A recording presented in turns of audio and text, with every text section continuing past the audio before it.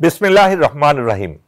সুপ্রিয় দর্শক, news 24 TV channel থেকে আমি কর্নেল মোহাম্মদ আব্দুল হক আপনাদেরকে স্বাগতম জানাচ্ছি সাপ্তাহিক অনুষ্ঠান মুক্তি কথায়।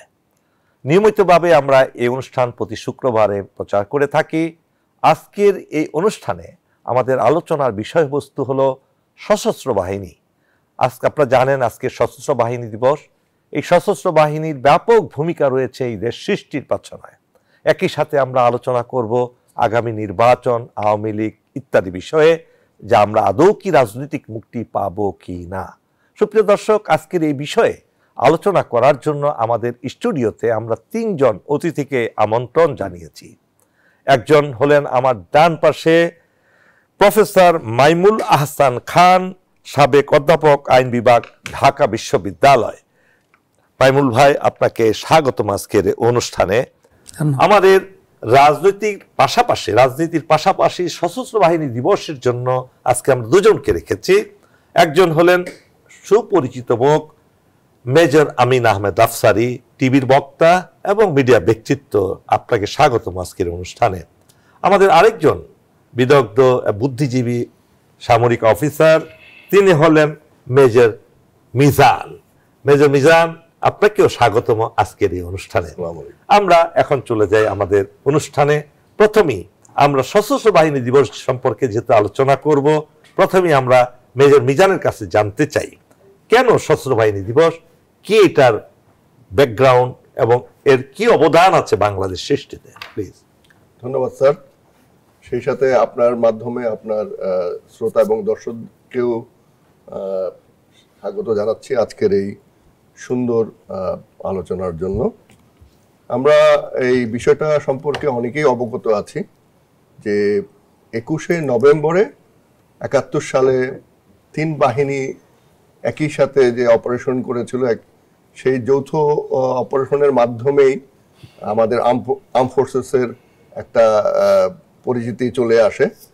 কিন্তু আমরা যদি একটু ব্যাকগ্রাউন্ডে যাই, আমরা আসলে মার্চ মাসে 7ই মার্চের ভাষণের আগেই পাকিস্তান আর্মি যখন নাকি এখানে সিভিল কাপড়ে ডিপ্লয়মেন্ট হচ্ছিল এবং তাদের অস্ত্রশস্ত্র বিভিন্নভাবে আসছিল, এই খবরটা কিন্তু আর্মির মাধ্যমেই তৎকালীন রাজনৈতিক লিডারশিপকে দেওয়া হয়েছিল জানুয়ারি ফেব্রুয়ারিতে। কিন্তু দুঃখজনক যে ওই পরিস্থিতিতে আমাদের যেটা করণীয় ছিল সেটা আমরা করতে পারিনি।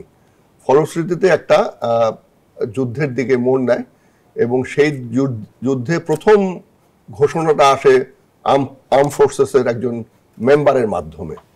এবং আপনি জেনে আরো খুশি হবেন এবং আমাদের জনগণও অনেকেরই হয়তো জানা নাই, তেলিয়াপাড়াতে যে বৈঠকটা হয়েছিল সেখান থেকে কতগুলো ডিসিশন এসছিল যেটা নাকি এই যুদ্ধের একটা মোড় ঘুরিয়ে দেয়। এর মাধ্যমে হলো যে একটা ফরমেশন অফ আর্ম ফোর্সেস, সেটার অধীনস্থ ছিল রেগুলার এবং গেরিলা বাহিনী, এবং ফরমেশন অফ এক্সাইল গভর্নমেন্ট। এটা খুব গুরুত্বপূর্ণ ছিল যে আমরা যে যুদ্ধই করি না কেন, সেই যুদ্ধের যদি আন্তর্জাতিক স্বীকৃতি পেতে হয় শুধুমাত্র সেনাবাহিনীর মাধ্যমে না, তবে এটা আর্ম ফোর্সেসের মাধ্যমে এইটা আসছিল, প্রপোজিশনটা এসেছিল যে আমাদের একটা এক্সাইল গভর্নমেন্ট লাগবে এবং তাদের মধ্যে রাজনৈতিক লিডারশিপ লাগবে, যাদের পিছনে থেকে আমরা সর্বাত্মকভাবে আমরা দেশের জনগণকে নিয়ে যুদ্ধ করব এবং এই যুদ্ধে ইনশাল্লাহ আমরা একটা বিজয়ে উপনীত হব। এই রোলটা কিন্তু সশস্ত্র বাহিনীর সশস্ত্র বাহিনী মেজর আমিন আহমেদ আফসারী এই প্রসঙ্গে যে মেজর মিজান বললেন, অ্যাকচুয়ালি যুদ্ধটা আমাদের সেনাবাহিনী শুরু করেছে। কেননা তখনও তো আমাদের নেভাল তেমন কিছু ছিল না, এলিমেন্ট ছিল না, আর বিমান বাহিনী তো ছিলই না। বাট তাদের যারা অফিসার ছিলেন তারা ল্যান্ড রোলেই, সেনাবাহিনীর রোলেই যুদ্ধ করেছে। পরবর্তীতে 21শে নভেম্বর একটা সম্মিলিত প্রয়াসকে দেখানোর জন্য একটা 3 বাহিনী যে সৃষ্টি হচ্ছে সেটার প্রয়াস হিসেবেই সশস্ত্র বাহিনী দিবসটা হয়েছে। এই না যে 3 বাহিনী মিলে একই দিনে যুদ্ধ শুরু করেছে। আচ্ছা, জিনিসটা সে তেমন না। আমি মেজর আমির আহমেদ আফসারীর কাছে জানতে চাচ্ছি, আপনি বলুন এই দেশ সৃষ্টির পেছনে, বাংলাদেশ নামক দেশটা সৃষ্টি হলো, এখানে এই আমাদের সামরিক বাহিনী তথা সেনাবাহিনীর ভূমিকা কতটুকু শক্তিশালী কিংবা এই দেশ সৃষ্টির পেছনে কতটুকু অবদান? জি, বিসমিল্লাহির রহমানির রহিম। সর্বপ্রথম আপনাকে ধন্যবাদ জানাচ্ছি যে সশস্ত্র বাহিনী দিবসে আজকে এই ধরনের একটা আলোচনা করে বাংলাদেশের যারা দেশে বিদেশে আছে সবাইকে এই ব্যাপারে অবগত করার জন্য যে উদ্যোগ নিয়েছেন না, এবং আপনাদের এই টেলিভিশনের সকল কর্মকর্তা কর্মচারীকে আমি এই জন্য ধন্যবাদ জানাচ্ছি। সশস্ত্র বাহিনী বাংলাদেশের অত্যন্ত ভাগ্যবান। পৃথিবীর কটি দেশে সশস্ত্র বাহিনীর জন্ম হয়েছে দেশ জন্ম হওয়ার আগে, এবং দেশের জন্মের যে একেবারে জন্মগ্রহণের সময় যে ব্যথা নিয়ে দেশের পুরো জাতি ব্যথিত ছিল, সীমান্ত ক্রস করে অন্য জায়গায় চলে গিয়েছিল, নেতৃত্ব বলতে কিছু ছিল না, তখন এই সশস্ত্র বাহিনী যে নিজের হাতে নেতৃত্ব নিয়ে বিদ্রোহ করে সামনে ফাঁসির দড়ি এবং একেবারে সুইসাইডাল অবস্থায় তারা যে নেতৃত্ব দিয়েছে, এর জন্য বাংলাদেশ সশস্ত্র বাহিনী আজীবন অমর হয়ে থাকবে এই দেশে। দেশ যতদিন থাকবে এই কৃতজ্ঞতা বোধ আমাদের থাকা উচিত।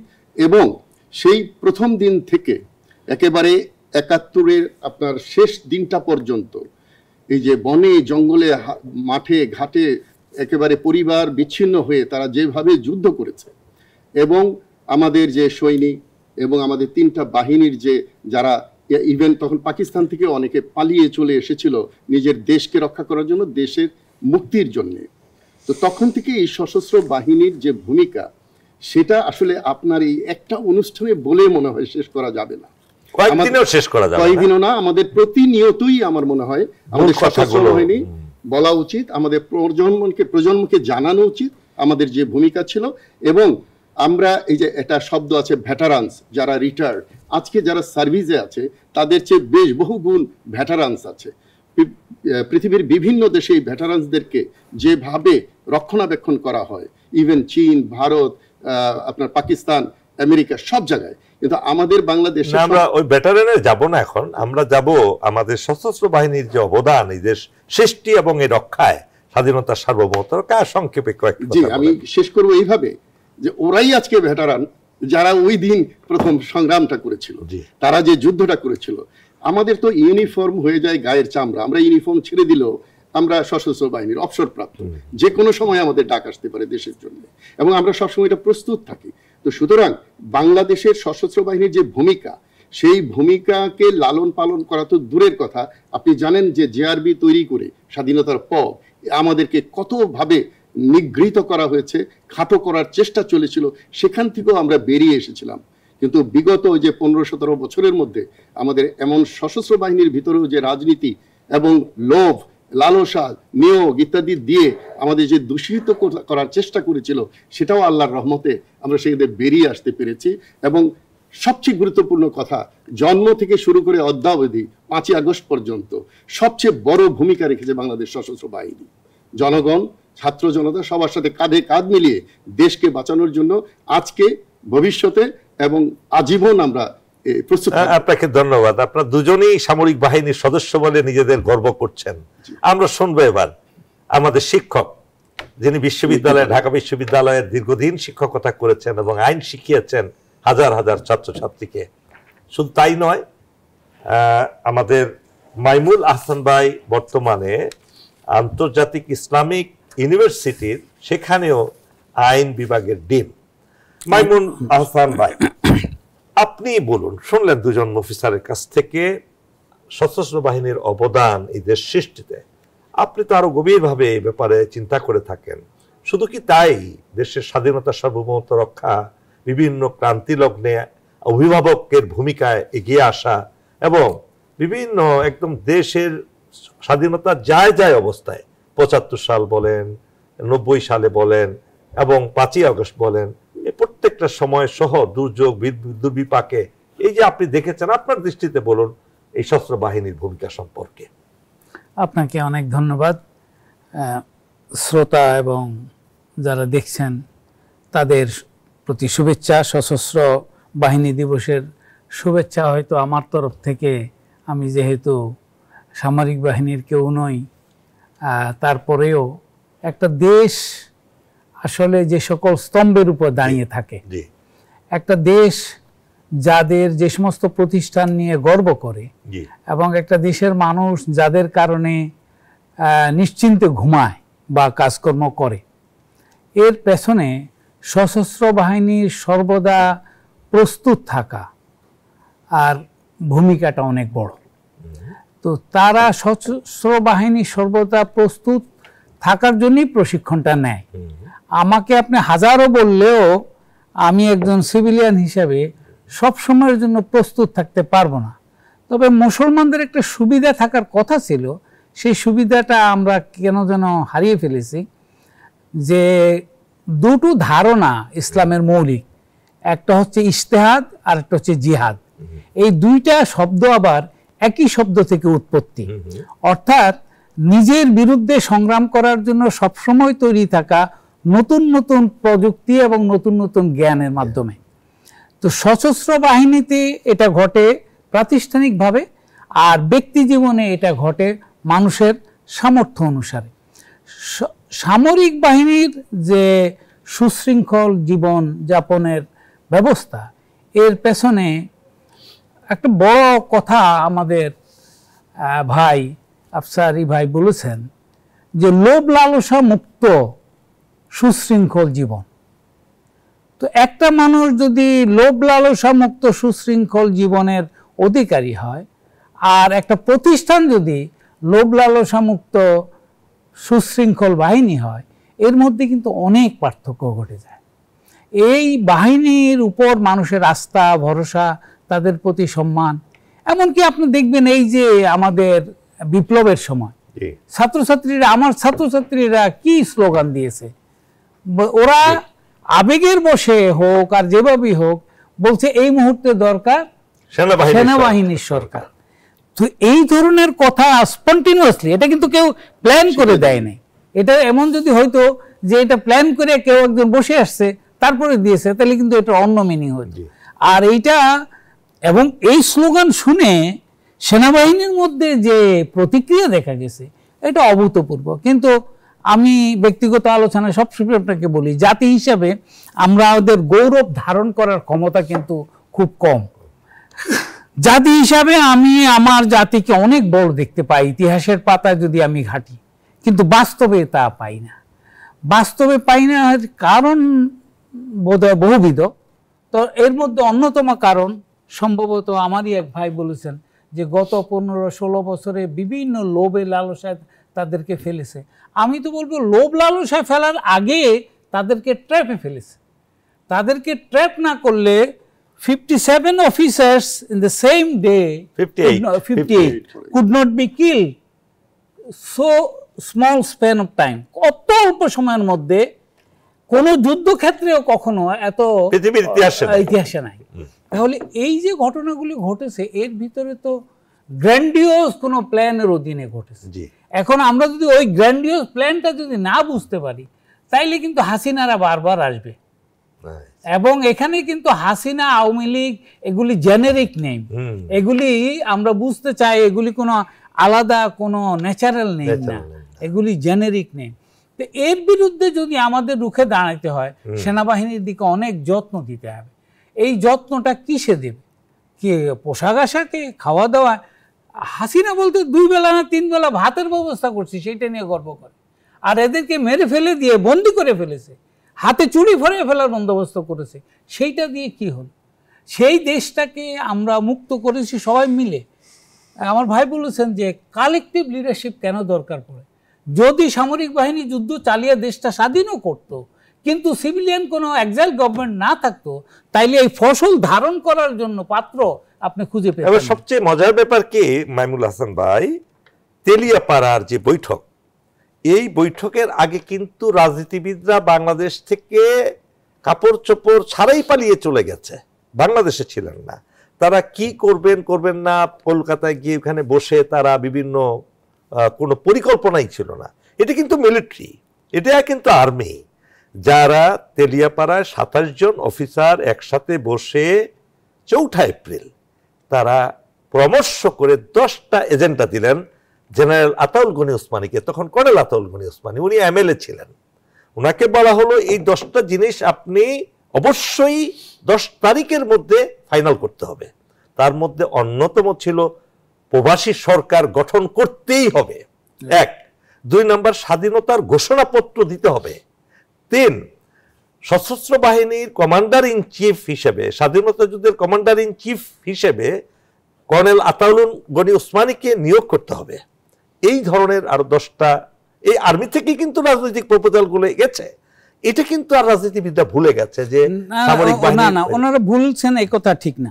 ওনারা আগেই এই দেশটা যে সম্পূর্ণ রক্তহীন যুদ্ধ ছাড়া সিঙ্গাপুরের মতো স্বাধীন হইতে পারত, বা চেকোস্লোভাকিয়া 2 ভাগ হয়ে যে স্বাধীন হয়েছে সেই রকম স্বাধীন হইতে পারত। এবং এটার জন্য মাওলানা ভাষা কিন্তু বারবার মুজিবকে সতর্ক করেছে যে তুমি কিসের মধ্যে সিগনেচার করে ইলেকশনে যাচ্ছ, তুমি তো সর্বনাশ ডেকে নিয়ে আসবা। উনি বলছে যে কখনো অফিসাররা যুদ্ধ করবে না, সৈন্যরা যুদ্ধ করবে, ওরা সৈন্য আনতেছে, এই সিগন্যাল তুমি নেও। এবং আমি জানি না মাওলানা ভাসানী কাদের কাছ থেকে এই সংবাদ সংগ্রহ করতেন। দেখা যাচ্ছে উনি এত সচেতন ছিলেন যে পাকিস্তানি সৈন্যদের আসার আগেই যদি আমরা এখানে যারা সেনাবাহিনী, এটা ওই এমআর মজুমদারের প্রপোজাল ছিল যে এখন জানুয়ারি মাস, এই জানুয়ারি মাসে আমাদের পুরো পূর্ব পাকিস্তানে গুটি সংখ্যক পাকিস্তানিরা আছে, তাদেরকে যদি আমরা গৃহবন্দী করে ফেলি তাহলে তো আমরা স্বাধীনতা পেয়ে যাই। 1971 সাল, কিন্তু আপনার শ্রোতা এবং ইয়াদের জন্য আপনাকে এখানে বারবার বলতে হবে 1971 সালে জানুয়ারি, তাইলে 1971 সালে জানুয়ারি মাসে যদি আমরা সেনাবাহিনীর তরফ থেকে পাওয়া গোপন সূত্রে যে সমস্ত খবর আমাদের কাছে অত্যন্ত বিশ্বস্তভাবে লিখিতভাবে আসছে, তার উপর যদি আমল করতে পারতাম তাহলে তো আমাদের এই রক্তপাতের প্রয়োজন হতো। অনেক ধন্যবাদ আপনাকে। সুপ্রিয় দর্শক, আমরা ছোট্ট একটি বিরতিতে যাচ্ছি, আমাদের সাথেই থাকুন। সুপ্রিয় দর্শক, আবারও আমন্ত্রণ মুক্তির কথায়। মেজর মিজান, আমরা সশস্ত্র বাহিনী আলোচনা করলাম, আওয়ামী লীগ আলোচনা করলাম, কিন্তু আমাদের অনুষ্ঠান তো মুক্তির কথা। এই দেশ জাতি মুক্তির জন্য অপেক্ষা করছে। আগামী নির্বাচন, আসন্ন নির্বাচন ফেব্রুয়ারিতে প্রথম দিকে হয়ে যাবে এবং রাজনৈতিক দলগুলো বহু আগে থেকে প্রস্তুতি নিচ্ছে। আপনি লক্ষ্য করেছেন বিভিন্ন রাজনৈতিক দল বহু আগে থেকেই তাদের নমিনেশন তারা অলরেডি, কেউ বলে বিক্রি করেছে, কেউ বলে তারা নমিনেশন পেয়েছে, এই ধরনের কথা চাউর করা হয়। এই প্রসঙ্গে একটু বলবেন কি, আগামী নির্বাচনে কি আমরা মুক্তি পাবো? এই জুলাই আগস্টের 2024-এ যে আপরাইজিংটা হয়েছে, সেখানে ছাত্র জনতার একটা এক্সপেকটেশন অলরেডি দাঁড়িয়ে গেছে এবং সোশ্যাল মিডিয়ার কারণে দেশের প্রত্যন্ত অঞ্চলে কিন্তু সবাই এক্সপেক্ট করছে যে গুড লিডারশিপ আসবে, এই দেশটাকে পরিবর্তন করবে। কিন্তু দুঃখজনক হলেও সত্য যে আমরা যাদেরকে দুর্নীতিবাজ হিসেবে জানি, অসৎ হিসেবে চিনি, তাদেরকেই বিভিন্ন রাজনৈতিক দল টাকার বিনিময়, কারি টাকার বিনিময় জনগণের ইচ্ছার বিরুদ্ধে গিয়ে তাদেরকে দল বাঁচানোর কথা বলে তাদেরকে বিভিন্ন জায়গাতে নমিনেশন বিক্রি করছে।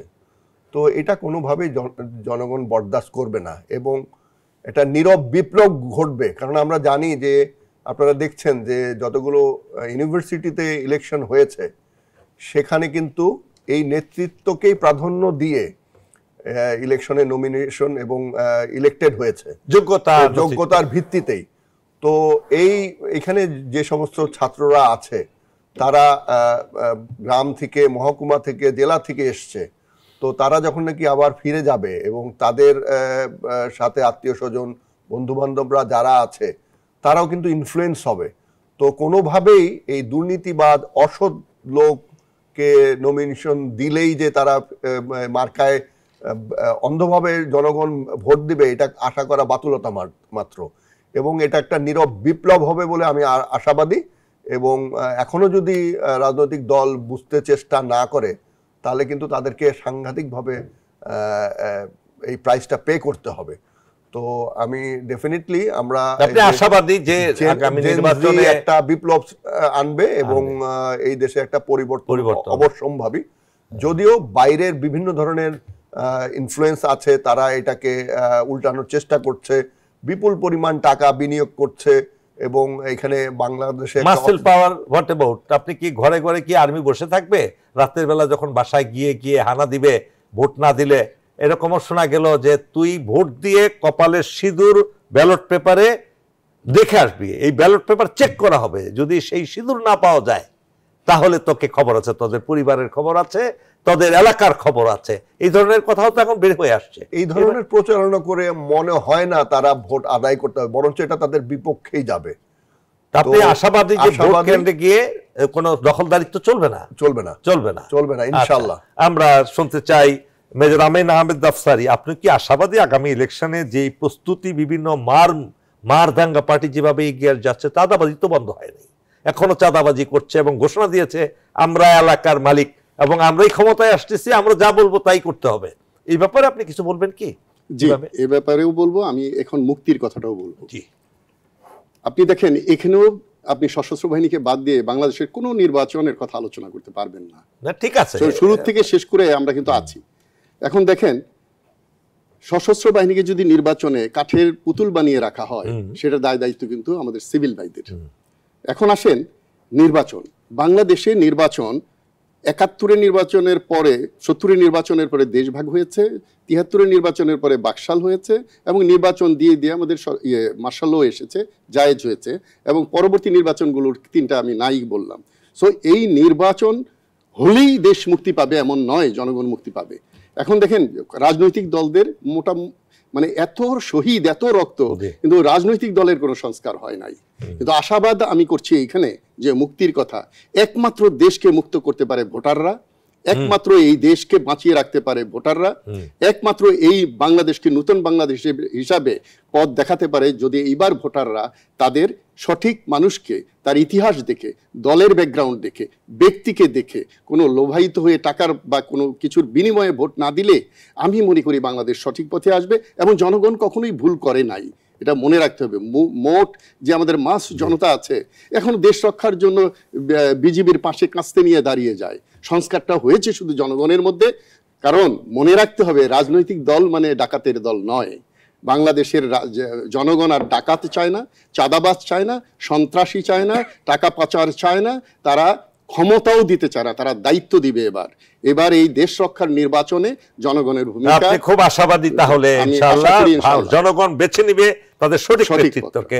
মাইমুল হাসান ভাই, আপনি শুনলেন দুই মিলিটারি লিডারের কথা, সংক্ষেপে যদি বলতেন যে আমরা কি আদৌ মুক্তি পাচ্ছি আগামী ইলেকশনে, এটা কি সম্ভব হবে এবং সেই আমলাতন্ত্রকে চালানোর মতো সক্ষম আমরা রাজনীতিবিদ পাবো? সংক্ষেপে। আমি সন্দেহান, তবে কশাসলি অপটিমিস্টিক। আমি সন্দেহান এবং সাথে সাথে আশাবাদী। এই জন্য আমার কাছে মনে হচ্ছে বিপ্লব শেষ হয়ে যায় না, বিপ্লব চলমান।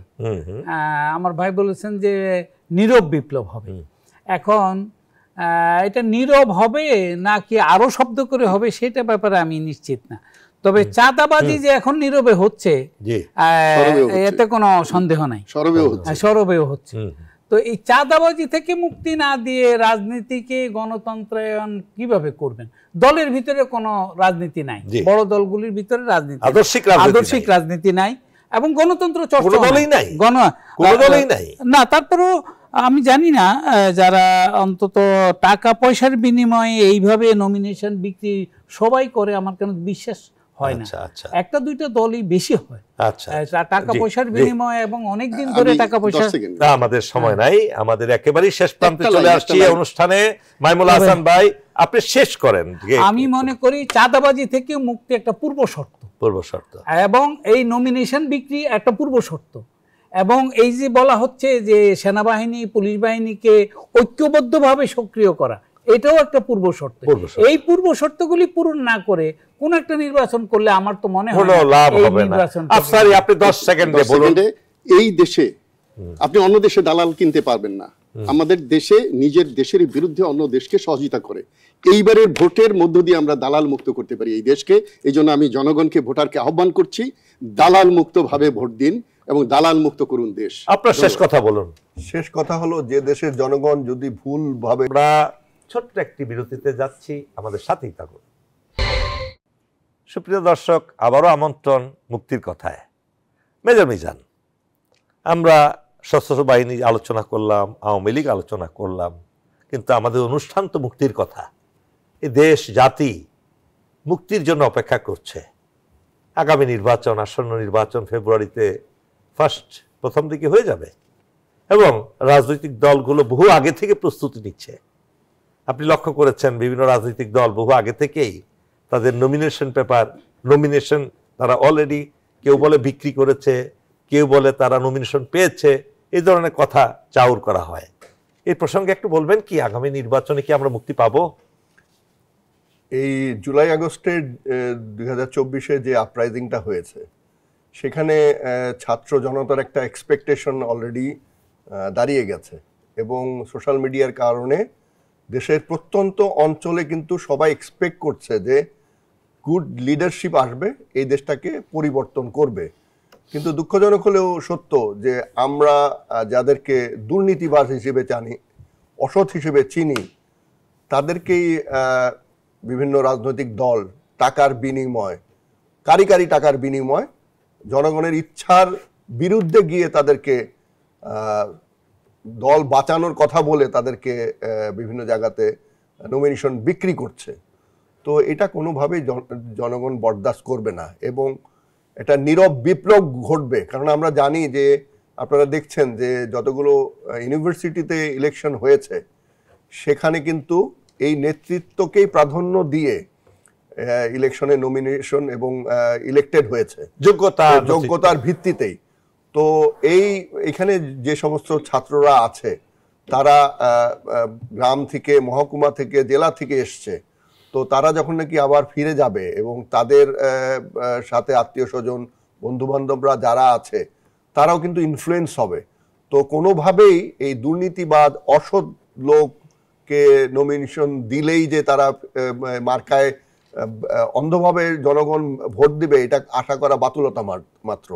এবং এটা একটা নীরব বিপ্লব হবে বলে আমি আশাবাদী। এবং এখনো যদি রাজনৈতিক দল বুঝতে চেষ্টা না করে, তাহলে কিন্তু তাদেরকে সাংঘাতিকভাবে এই প্রাইসটা পে করতে হবে। তো আমি ডেফিনেটলি আমরা আশাবাদী যে আগামী নির্বাচনে একটা বিপ্লব আনবে এবং এই দেশে একটা পরিবর্তন অবশ্যম্ভাবী।